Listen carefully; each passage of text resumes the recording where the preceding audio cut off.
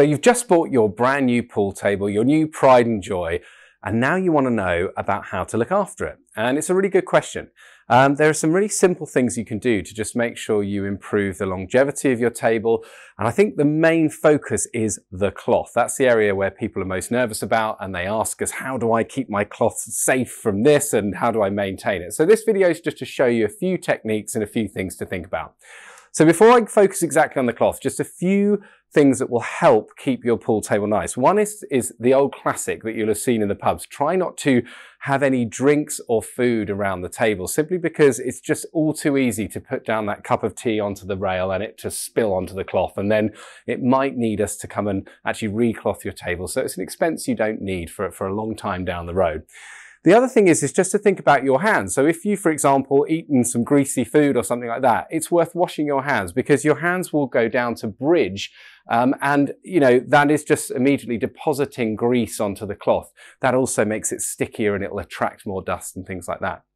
So simple rules like that, just to keep any potential accidents on the table away, and that will really help.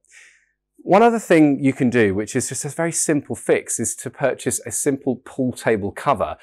Really, any standard pool table cover will do, and it will just allow the table to be protected from general dust in the room that will slowly deposit on the table. And it's such a flat surface that it really can get in there, and you know, it can get quite ingrained in the cloth, and that's something that you don't want. So if you can get a cover, especially when the table's not being used for long periods of use, maybe if you're on holiday, then that's well worth it. So apart from that, I'll just get on to some of the techniques of how you can look after your cloth. One of the key things is to use a pool table brush. So the brush is designed to get rid of chalk and also to get rid of dust that gets into the cloth. Now, one thing that is worth mentioning before talking about brushing is trying to avoid excess chalk on the table. So when you're actually chalking the end of your cue, try to avoid doing that over the cloth. Because while you're doing that, there's just chalk that's going to be just falling off onto the cloth, and we don't want that. Similarly, where you store the cube of chalk that you might have used, best probably to use something like a chalk holder. You can buy them for a couple of pounds, and they just mean that the chalk is kept safe underneath and away from the cloth itself. So, getting on to brushing. So you'll see the design of the brush. It's got an arch shape, and that's really quite simple. It's because when you are brushing the table, that part of the brush, the larger part of the brush, then actually can get into the sides, just under that sort of arch of the cushion. And it's designed to expand outwards. So when you do the brush, what you want to do is you want to go with the nap of the cloth. That's where the cloth feels nice and silky smooth one way, and you'll find as you drag your fingers back, you would find it rougher the other way. Now, if your pool table's been fitted correctly, you should find the nap is running down the table from the baulk line.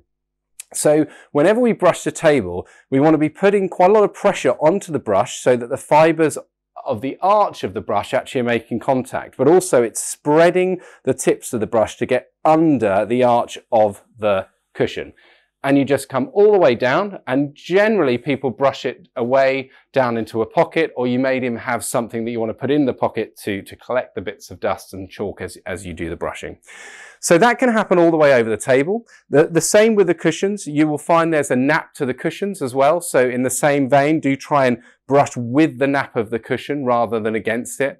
And this is actually a really good technique. One thing you want to avoid doing is I've seen people brush like this.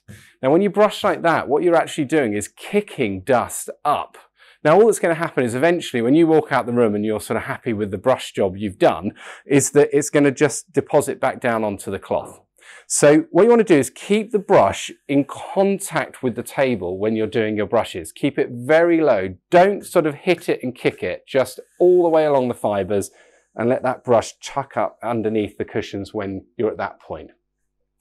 So that should get your table brushed, and that is really the simple way we do this. We're just trying to regularly do that, get the dust off, get the chalk away, and just keep the fibers as clean as they can be. And you'll find that that whole technique will also make it smoother.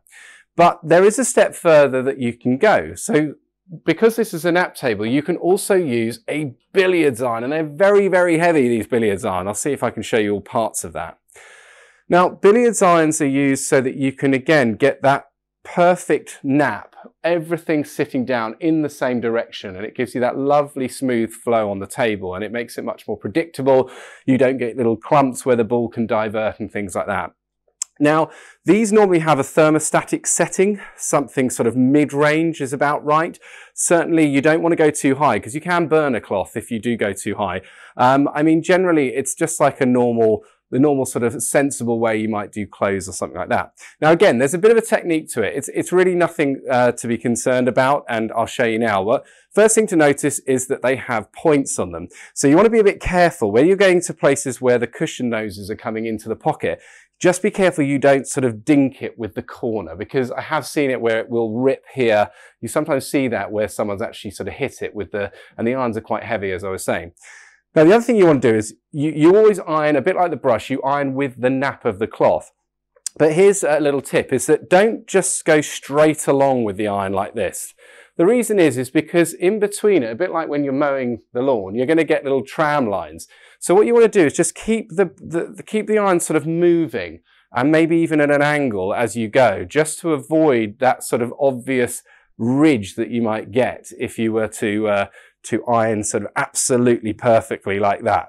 And that is really the technique for getting the nap right and getting a fantastic flow on your table. Now, should the worst happen, should you have a spill, it does happen, I've done it myself as well, then there are a few products out on the market. It is really questionable how much you're going to get out of major stains and things like that, but the normal techniques apply. So something like a pool and cloth cleaner is very good. You want to be spraying a light dusting of that on the area that you may have spilled onto, and then you're just using some sort of blotting paper, this kind of stuff that you might get, and you just want to be pushing and blotting. Just let the fibers soak up as much as you can and see what result you get with that. If it really has been stained beyond all recognition, then we can recloth the pool table for you, and that can be done. You just need to contact one of the sales team and we can give you a quote for that. So that's your main technique for looking after your table, brushing the cloth, keeping it tidy, and also if you want to actually iron it as well, that is going to give you just a perfect start to your game. Try and do this fairly regularly. If the table's used a lot, then you might want to do that sort of once a day, but realistically in a home environment, maybe a good clean once a week. And that should really enhance the performance and longevity of your table.